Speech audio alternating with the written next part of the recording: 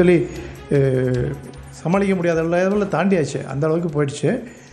இந்தியாவிலேருந்து வந்து ஸ்டாட்டிஸ்டிக்ஸ் படி பார்த்திங்கன்னா $86 பில்லியன் எக்ஸ்போர்ட் ஆகிட்டு இருந்ததில் இப்போது வந்து 66% கிட்டத்தட்ட $60 பில்லியன் ஒருத்தான எக்ஸ்போர்ட் அஃபெக்ட் ஆகிடுச்சு. இதில் பார்த்திங்கன்னா முதல்ல வந்து ஏற்கனவே வந்து அவங்க யூஎஸ்லேருந்து மோஸ்ட் ஃபேவர்ட் நேஷன்ஸ்னு சொல்லி இந்தியாவுக்கு வந்து கன்செஷனல் டியூட்டியாக கொடுத்துட்டு இருந்தாங்க. அதாவது சீ ஃபுட் எடுத்திங்கன்னா அதுக்கு 0%, டெக்ஸ்டைல் அப்பேரல்ஸ் எல்லாம் எடுத்திங்கன்னா இந்த சட்டை அந்த மாதிரி எடுத்திங்கன்னா 10%, திருப்பூர்லேருந்து போகிறதுக்கு வந்து 14%, இந்த மாதிரிலாம் போட்டிருந்தாங்க.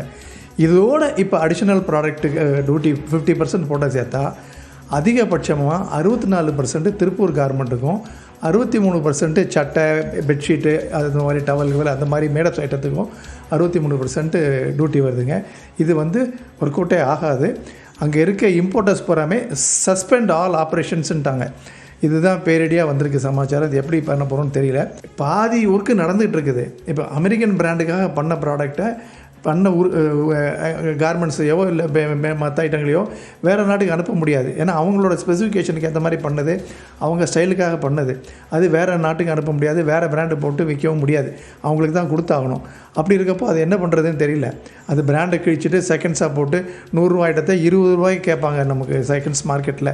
அப்படி கொடுத்தா தான் நம்மளால் சமாளிக்க முடியும். இது வந்து எந்த காஸ்ட்டையும் கவர் ஆகாது. அந்த மாதிரி பேரிழப்பை நம்ம சந்திச்சிட்ருக்கிறோம்.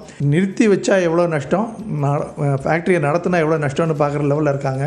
அதை தாண்டி ஒன்றும் பண்ண முடியல.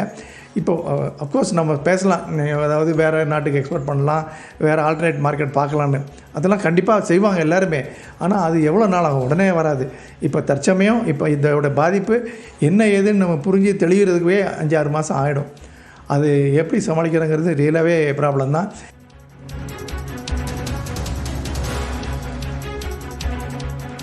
ஏற்றுமதியாளர் சங்கத்தின் செயலாளர் சிவானந்தம் தற்போது நம்முடன் இணைந்திருக்கிறார். சார் வணக்கம். அமெரிக்கா விதித்திருக்கக்கூடிய இந்த 50% வரியானது என்னென்ன தாக்கங்களை இந்த துறைகளில் ஏற்படுத்தும்? இது குறித்து உங்களுடைய கருத்துக்களை பதிவு பண்ணலாம். ஃபர்ஸ்ட் ஆஃப் ஆல், ஏற்றுமதியாளர்களுக்கு மிகப்பெரிய லாஸ் என்னன்னா, ஆர்டர் கொடுக்கறது வந்து இப்ப கரண்ட் இருக்க ஆர்டர் மட்டும் இல்லாம 6 மாசத்துக்கு உண்டான ஆர்டர்களை அவங்களுக்கு கன்ஃபார்ம் பண்ணியிருக்காங்க. கம்ப்ளீட்டா அந்த 6 மாசம் ஆர்டர் எல்லாமே கேன்சல் ஆகும். அல்லது மிகுந்த டிஸ்கவுண்டோட அவங்க கேட்கிறப்போ நம்மளால ஏற்றுமதி பண்ண முடியாத சூழல் வந்துடும். அது ஒரு முக்கியமான முதல் காரணம். 2வது, லேபருடைய வேலை வாய்ப்பு வந்து மிக மிக அதிகமாக இழப்பு ஏற்படும்.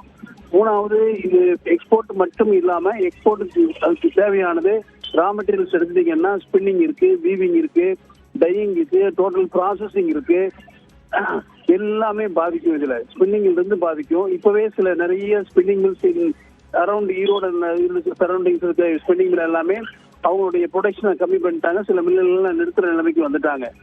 அவங்க சப்ளை பண்ணது ஸ்பின்னிங் மில் இருந்து சப்ளை பண்ணவங்களுக்கு எல்லாத்துக்கும் பேமெண்ட் வர்றது ரொம்ப தாமதமாகும் அப்படின்றாங்க.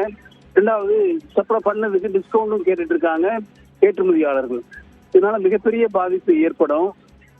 இது வந்து ஏற்றுமதியாளர் மட்டும் பாதிக்காம கம்ப்ளீட்டா அந்த செயின், டெக்ஸ்டைல் செயின் முழுவதுமே பாதிக்கும். ஸ்பின்னிங்ல இருந்து ஸ்பின்னிங், வீவிங், பிரிண்டிங், ப்ராசஸிங் எல்லாமே பாதிக்கும். உங்களுக்கு கார்மெண்ட் மேனுஃபேக்சரிங் எல்லாம் பாதிக்கும். It is heavy loss. Government has to do something immediately. லேட்டா பண்ணாங்க அப்படின்னு சொன்னா டெஃபினட்டா இதனுடைய பாதிப்பு மிக மிக கண்ட்ரோல் பண்ண முடியாத அளவுக்கு போகும் அப்படின்றத உங்களுக்கு எல்லாம் தெரிவிச்சுக்கிறேன். இணைப்பில் வந்து உங்களுடைய கருத்துக்களை பகிர்ந்தமைக்கு நன்றி சார்.